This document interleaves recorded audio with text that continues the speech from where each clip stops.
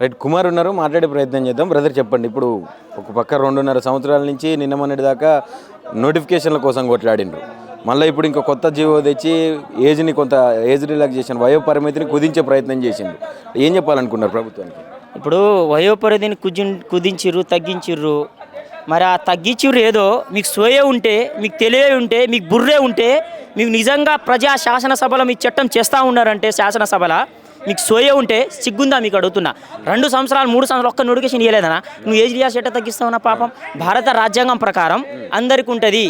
ఇది మన హక్కు, మీ హక్కు కాదు, ఇది ప్రజలలో అందరి హక్కు. ఎగ్జాంపుల్ వాళ్ళ ఓపిక ఉంటుంది. మీరు ఒకవేళ 34 తగ్గించి ఉంటే, మీకు దమ్ముంటే మీకు ఇయర్లీ రెండు నోటిఫికేషన్ ఇవ్వండి, 6 నెలలకు ఒక నోటిఫికేషన్ ఇచ్చండి, అదే రియాలేషన్ తగ్గించండి. మీరు ఇవ్వకుంటే పాత ఏజ్ రియాలేషన్ 45 ఉంటుందో అదే పెట్టండి, అది పెట్టండి. లేకుంటే తగ్గించాల్సి వచ్చింది నిజంగా. అంటే ఒక పక్క నోటిఫికేషన్లే వేస్తలేరు, ఇంకో పక్క ఈ ఏజ్ని ఎందుకు కుదించే ప్రయత్నం చేసి వాళ్ళది ఒక్కటే, నిరుద్యోగులు బయటికి రావద్దు. పూర్ బిలో పావర్టీ ఫ్యామిలీ, పేదోళ్ళు బడుగు బలహీన వర్గాలకి ఉద్యోగాలు రావద్దు. వీళ్ళని ఎలా కాలం ఇక్కనే తొక్కాలి, వీళ్ళు ఇలా కాలం విలేజ్లోనే ఉండాలి, వీళ్ళు సిటీలో పెద్ద పెద్ద చదువులు చదువుకోవద్దు.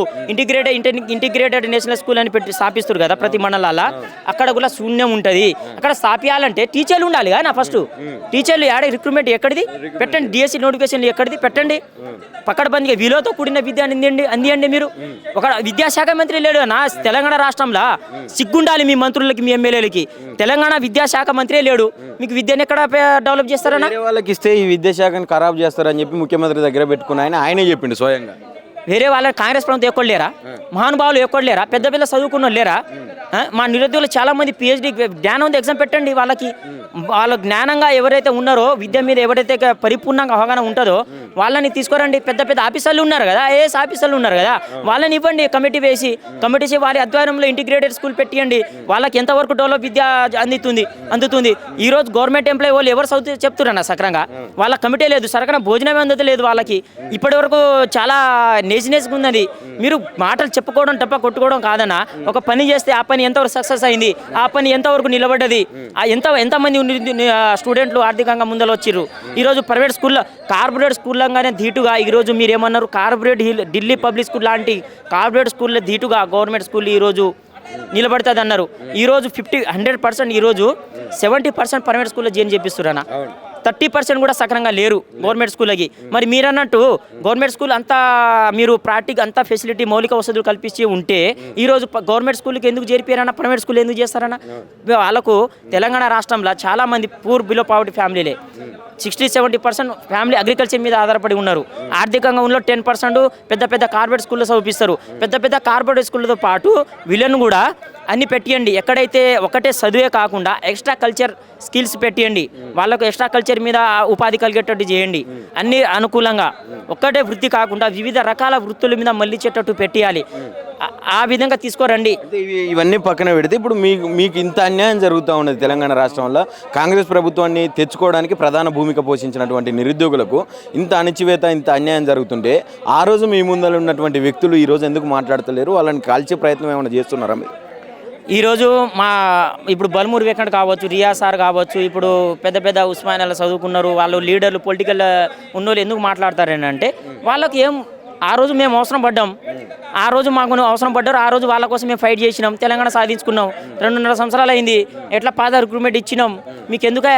మీరు జేబులు నింపుకోండి, కాంట్రాక్ట్ పెట్టుకోండి, పైసలు కమిషన్ తీసుకోండి, జేబులు నింపుకోండి. ప్రతి ఎమ్మెల్యేకి చెప్తున్నారు, యావత్ రాష్ట్రంలో ఉన్న ప్రతి ఎమ్మెల్యేలు, ప్రతి ఎంపీలు 10% ఇచ్చిన కాంట్రాక్టర్ 10% కమిషన్ తీసుకున్న వాళ్ళే ప్రజాధనంలో వీళ్ళు మొత్తం ఉంచుతుర్రు, ప్రజల్ని అమాయక ప్రజలు మోసం చేస్తుర్రు. ఇదైతే వాస్తవనా? వీళ్ళు ఇప్పటికి కూడా ఇదే పని ఉన్నారు. నిరుద్యోగులు మాకు సమస్య మాకెందుకు, వాళ్ళ వాళ్ళు సస్తారు, మా జేబులు మేము నింపుకుంటాం, మా శాలరీ మేము తీసుకుంటాం, ఫార్చునర్లో తిరుగుతాం. మరి ఇప్పుడు రేవంత్ రెడ్డి కూడా రీసెంట్గా మేము ఇప్పటికే 70,000 ఉద్యోగాలు ఇచ్చినాం, లెక్క పెట్టుకోండి, ఎల్బీ స్టేడియం పిలిపించి ఒక తలకాయ తక్కువైనా నా తలకాయ తీసేసుకుంటా, నరుక్కుంటా అని చెప్పిండు. మరి దానికి ఏం చెప్తారు? సీఎం రేవంత్ రెడ్డి అన్న, మీరు ఇదే మాట అన్నీ ఉంటే అంటారు కదా, మేము వస్తాం ఎల్బీ స్టేడియంకి. నిరుద్యోగులంతా వస్తారు. రాష్ట్రంలో ఉన్న దాదాపు 30 లక్షలు ఉన్నా కాకుండా సిటీలో ఉన్న దాదాపు 3-4 లక్షల మంది మేము వస్తాం. ఒక సీఎం సార్ వస్తుందంటే, ఒక సీఎంఏ బాస్, రాష్ట్ర బాస్ వస్తుందంటే ఇక్కడ చాలామంది వస్తారు. చర్చ పెట్టియండి.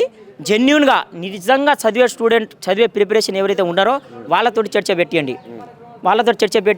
అప్పుడు మేము ఒప్పుకుంటాం. చర్చ పెట్టకపోతే ఒప్పుకోలేనట్టు మేము అది. ఫైనల్గా ఏం చెప్పాలనుకుంటున్నారు? మరో తెలంగాణ ఉద్యమానికి తెరలేపుతాం మేము అని చెప్పి హెచ్చరిస్తూ ఉన్నారు ప్రభుత్వాన్ని, కానీ ప్రభుత్వం నుంచి అయితే ఏ స్పందన వస్తలేదు. ఏం చెప్పాలనుకుంటున్నారు? నిరుద్యోగుల తరఫున మీ ముందస్తు కార్యాచరణ ఎట్లా ఉండబోతుంది? మేము ముందస్తు తదుపరి కార్యాచరణ జూన్ 2కి స్పందన రాకుంటే అమర నిరాధ స్టార్ట్ చేస్తాం.